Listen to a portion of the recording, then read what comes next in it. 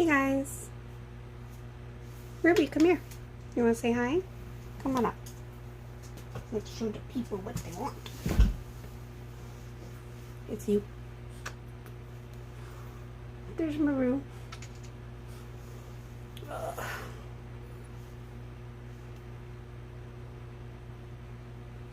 Thank you.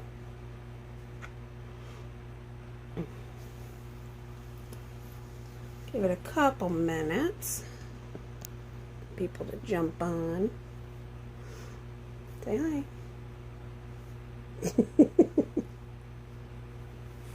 I love you, Ruby. You're a good girl. I'm tired. I also don't feel like I'm live right now. But oh well. Alright, here we go. Oh, squeezes for my puppers. So, I'm going to talk a little bit about anxiety.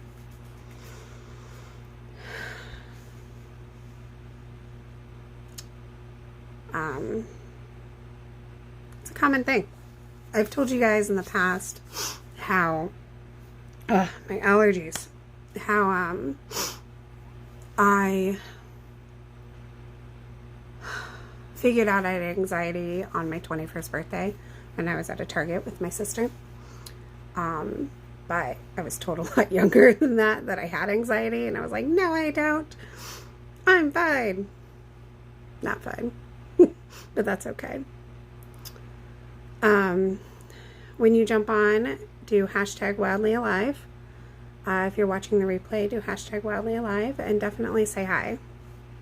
But I thought I'd share a part of my journey with anxiety. Hey, Jacqueline. Oh my gosh. Jacqueline. Jackie. I miss the way you cut my hair. Just throwing that out there. Anyways, if you live in Arizona and you need a stylist, that girl. I'm just saying. Amazing. What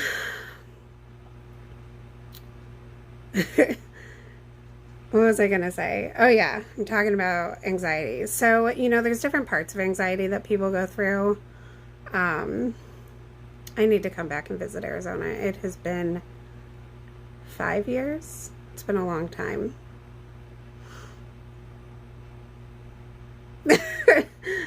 Your name pops up when people jump on, Jackie. That's how I knew you were on. And I'm like, yay. It looks like somebody else is on too, but I don't know who it is. But seriously. Oh, Joellen. Hi, Joellen. Yeah, it's been too long. I was going to go back this last year, but COVID. And then I was going to go back this year, but I don't know. All right. Next time I won't call you out then. You like to just be a creeper. That's okay. You're allowed to be. Okay. Woo! Focus. So, there's different types of anxiety. There's different aspects to it. And honestly, nobody's is the same. But I'm hoping that sharing different parts of my journey about it might help other people. And since I have this platform where I'm talking for 30 to 60 days, I figured why not? Especially because I kind of experienced it yesterday, into today a little bit.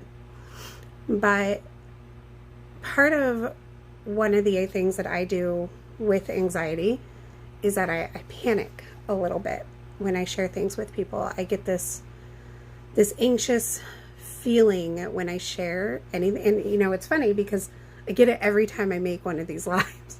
Like every single time after I'm done, I want to delete the whole thing. And I'm like, oh my God, what did I do? Everyone's going to judge me. Like, did I say something stupid? It's why I rewatch them, because if I don't, I'll just be wondering what I did and like what I said that was wrong. But there are coping skills to help with that. And yesterday I shared a little bit about myself with a new friend, and immediately after, I panicked a little bit. And I felt it. I was so worried that they were going to stop talking to me and that they were going to decide they didn't like me and that I had literally scared them off. And I get this a lot.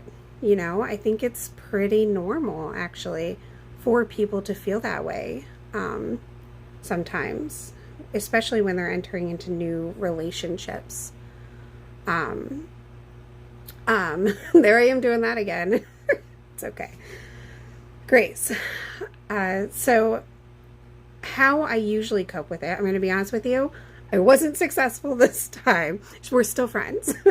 How I usually cope with it, hey Margaret, is by doing the grounding techniques that I've walked you guys through, the 5, 4, 3, 2, 1, and doing the skin to skin contact. There's something so beautiful about that. Women who have had babies, they know, like, there's something so wonderful about skin to skin, and that it goes for yourself as well. Like, if you're ever feeling stressed or high anxiety and you just place your hand on your heart,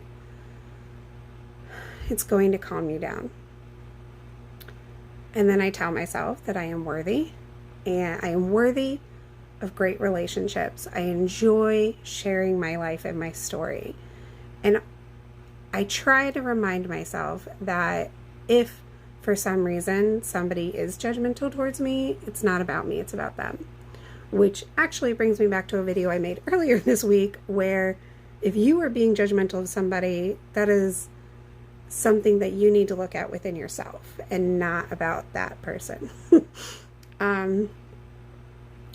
Normally, I'd say 80% of the time, by doing these things, I can relax and everything works out.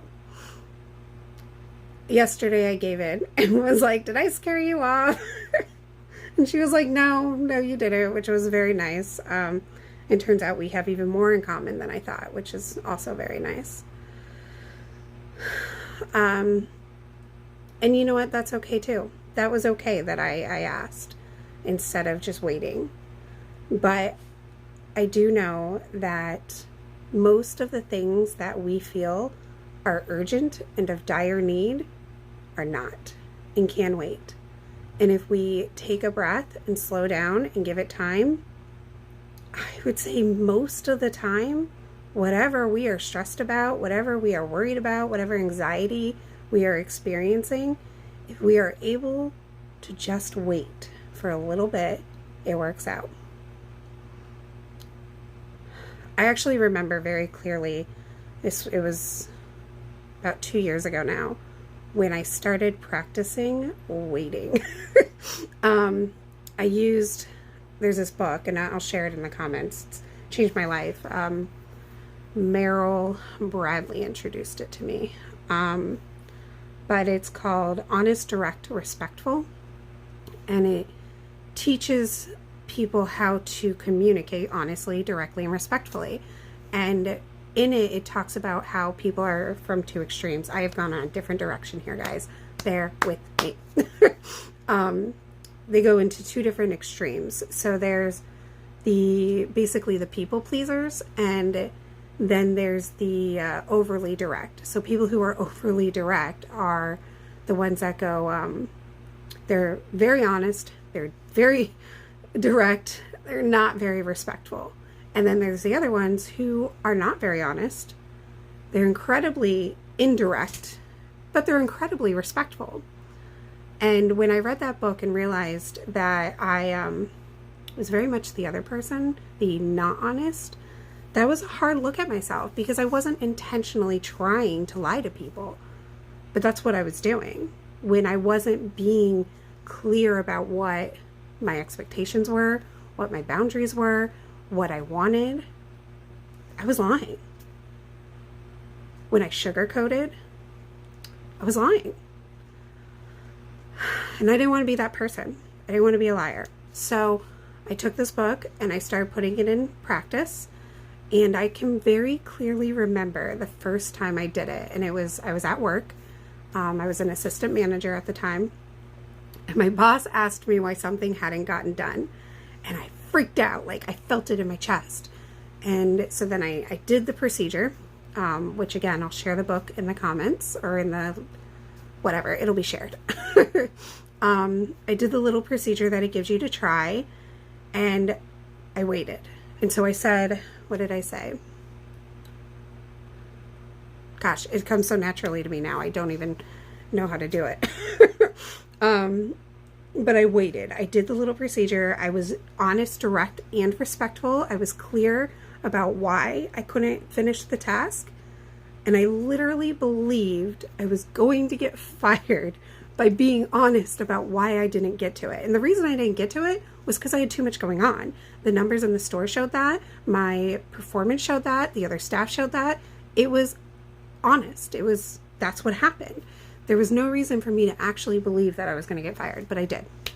So then I waited, and I waited, and I didn't respond, and I just waited. And the entire day, the anxiety I felt on my shoulders, the anxiety I felt in my chest, it was unbearable. Hi, Ashley. It was unbearable. It made me sick to my stomach, the amount of anxiety I experienced that day. And then that night, I don't think I slept because I knew I was going to see my boss the next day. And like I said, I was waiting to get fired. And the next day came. She didn't say anything. And I waited. And I waited. And the end of the shift came, and I didn't get called into the office. I didn't get fired. And it was like, okay. And then I was like, well, do I say something to her? And I can't remember. I'm going to be honest. I can't remember if I did or I didn't. But I do know that we were fine. I ended up getting a promotion after that. Actually, maybe not directly after. I can't remember how long after.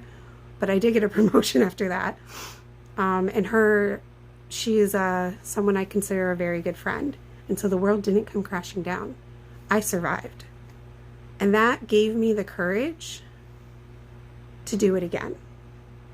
And then I was able to practice waiting again. And now I am able to use my voice more freely than I ever have before. Wow, this took a totally different direction than what I was expecting to talk about, but this is what it's like, right? When you do lives, you go where you go. And little bunny hops. Yeah. And so we oftentimes feel like we need to make a decision immediately. We feel like if we don't act instantaneously in the moment, everything in our lives is going to come crashing down. But if we take the active stance of waiting and breathing and just seeing where something goes, most of the time we're going to find it works out.